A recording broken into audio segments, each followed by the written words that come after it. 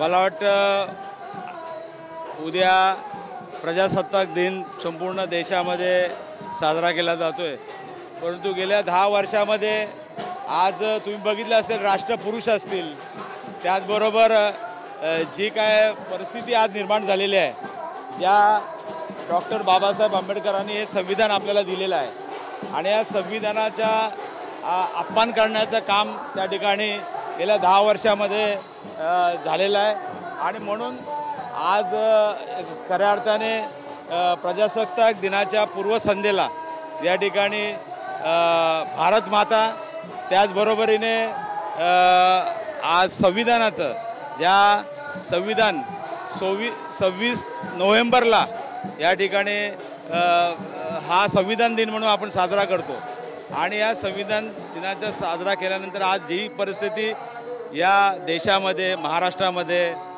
जे पुरुषांचे जे अपमान या ठिकाणी होत आहेत आणि ज्या पद्धतीने सर्वोच्च न्यायालय असतील, त्याचबरोबर या ठिकाणी राज्य शासन असेल, केंद्र शासन असेल, कशा पद्धतीने निवडणूक आयोग असेल, आज कशा पद्धतीने त्या ठिकाणी काम करतोय आणि आज ज्या संविधानाच्यामुळे आज हा देश चाललेला आहे, हे संविधान नष्ट करण्याचं काम या माध्यमातून होतं आहे। म्हणून आज या उद्या होणाऱ्या प्रजासत्ताक दिनाला 75 वर्ष पूर्ण होऊन झाली आणि या प्रजासत्ताक दिनाच्या पूर्वसंध्येला या ठिकाणी आपण दिंडी काढतोय, त्यामध्ये भारत माता आणि संविधानाची पूजा करून या ठिकाणी आपण सुरुवात केलेली आहे।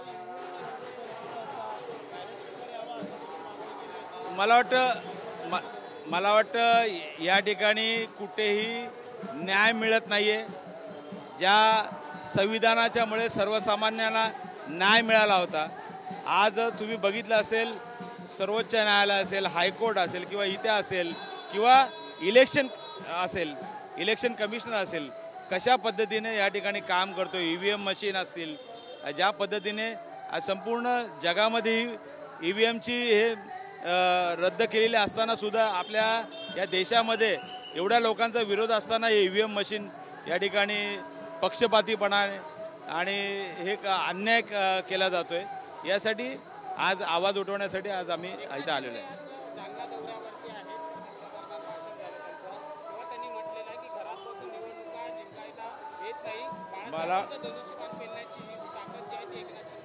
मला असं वाटतं ती ताकद तुम्ही कशामुळे निर्माण केलेली आहे ते आम्हाला माहिती आहे। सर्व पैशाच्या आणि सत्तेच्या जोरावरती या ठिकाणी खरेदी विक्री हा एवढाच बाजार त्यांचा चालू आहे आणि सर्वसामान्यांना आज जे काय अन्याय अत्याचार केले जात आहेत आणि कशा पद्धतीने निवडणुका या ठिकाणी जिंकलेल्या आहेत ते मला वाटतं सर्वसामान्य जनतेला माहिती आहे।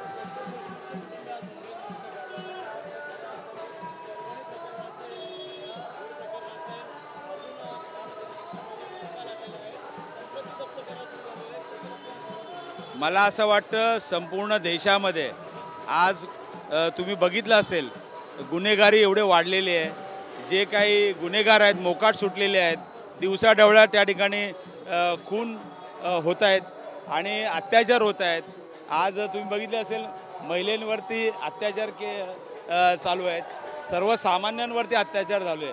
फक्त या निवडणुका स्वतःच्या फायद्यासाठी जिंकायचे, स्वतःची खुर्ची टिकवण्यासाठी आणि या जनतेच्या तोंडाला पाणी पुसण्याचं काम या माध्यमातून ते लोक करतायत, सत्तेचा गैरवापर करतायत आणि म्हणून आम्ही त्या ठिकाणी सर्वांनी मागणी केलेली आहे की EVM मशीन असेल या ठिकाणी बॅन करून त्या ठिकाणी बॅलेट पेपरवरती मतदान घ्यावं आणि जे संविधान भारतरत्न डॉक्टर बाबासाहेब आंबेडकरांनी दिलेलं आहे, ज्या भारत मातेचं आपण पूजन करतो, ते भारत मातेच्या आज तुम्ही बघितलं असेल आज सर्वसामान्य नागरिकांना या ठिकाणी न्याय मिळत नाही आहे।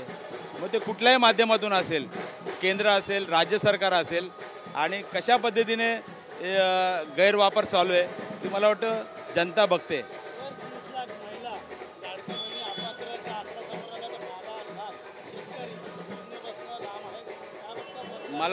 मला वाटतं सर्वसामान्य माणूस असेल, शेतकरी असेल, आज लाडक्या बहिणींना इलेक्शनच्या अगोदर लाडक्या बहिणी आठवल्या, त्यांना जी काही दिलेली आश्वासनं आहेत मग त्यावेळेला तुम्ही दिली, मग आता का तुम्ही असं हे करताय? त्यामुळे या सर्व गोष्टी फक्त इलेक्शनचा जुमला म्हणून त्या ठिकाणी बघितलं जात आहे आणि लोकांना फसवण्याचं काम. आता इलेक्शन झालेलं आहे, त्यामुळे आता सर्व त्यांच्या या क्लुप्त्या त्या ठिकाणी ते वापरत आहेत आणि जनतेला फसवण्याचं काम करत आहेत.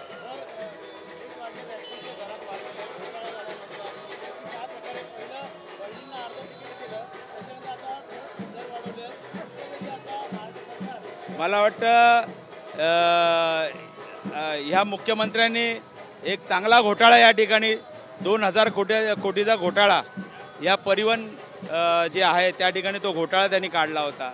आणि त्यामध्ये आज तुम्ही बघितलं असेल, आजच या ठिकाणी उद्या प्रजासत्ताक दिन आहे आणि या प्रजासत्ताक दिन साजरा करतोय, त्याच्या पूर्वसंध्येलाच या ठिकाणी भाडेवाढ 14% या ठिकाणी केलेले आहेत.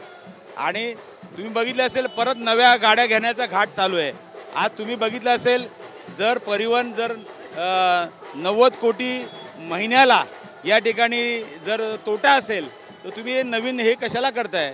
तुम्ही भाड्याने गाडी घ्या किंवा जे काही मुंबई महानगरपालिका असेल किंवा ठाण्याची महानगरपालिका असेल, परिवहनची जी काय हे करतायत, तुमच्याकडे जर पैसा नसेल तर कर्ज काढून आधीच कर्जातमध्ये ती डुबलेली आहे. स्वतःच त्या परिवहन खात्याचे मंत्री सांगतात की महिन्याला आम्ही 90 कोटी रुपये त्या ठिकाणी लॉस आहे. आणि असं असताना हे नवीन प्रपोजल या ठिकाणी आणले जातात. मला वाटतं याला असे कित्येक भ्रष्टाचाराची प्रकरणं आहेत की जे या येणाऱ्या काळामध्ये निघणार आहेत.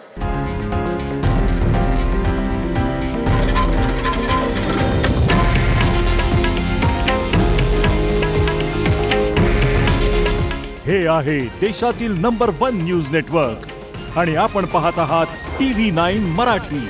काळजी तुमची, हित महाराष्ट्राचं.